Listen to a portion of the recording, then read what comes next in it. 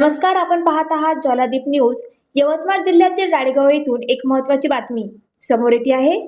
राळेगाव शहरात अन्याय, भ्रष्टाचार आणि बेकायदेशीर अतिक्रमणाच्या गंभीर आरोपावरून सुरू करण्यात आलेल्या आमरण उपोषणाची अखेर प्रशासनाने दखल घेतली आहे. नगरपंचायत मुख्याधिकारी गिरीश पारेकर यांनी लेखी आश्वासन दिल्यानंतर हे उपोषण मागे घेण्यात आले आहे. सामाजिक कार्यकर्ते वसंत शामरावजी कोमेजवार यांच्या नेतृत्वाखाली 16 मार्च पासून क्रांती चौक येथे हे बेमुदत आमरण उपोषण सुरू होते. या आंदोलनामुळे शहरात मोठी खळबळ उडाली होती. या उपोषणादरम्यान काही नगरसेवकावर सार्वजनिक रस्ते, खेळाचे मैदान आणि शासकीय जागांवर बेकायदेशीर अतिक्रमण केल्याचे आरोप करण्यात आले. तसेच शहरातील 15 ते 20 मोक्याच्या जागांवर अतिक्रमण करून दुकान, गाडे उभारणे, बेकायदेशीर भाडे वसुली, माहिती अधिकाराअंतर्गत माहिती न देणे आणि क्रांती चौकातील 150 वर्षे जुन्या पिंपळाच्या झाडाच्या तोडीचा प्रयत्न यासारखे गंभीर मुद्दे उपस्थित करण्यात आले. या आंदोलनात नागरिकांचा मोठा पाठिंबा मिळाल्यामुळे प्रशासनावर कारवाईचा दबाव वाढला. अखेर मुख्याधिकारी गिरीश पारेकर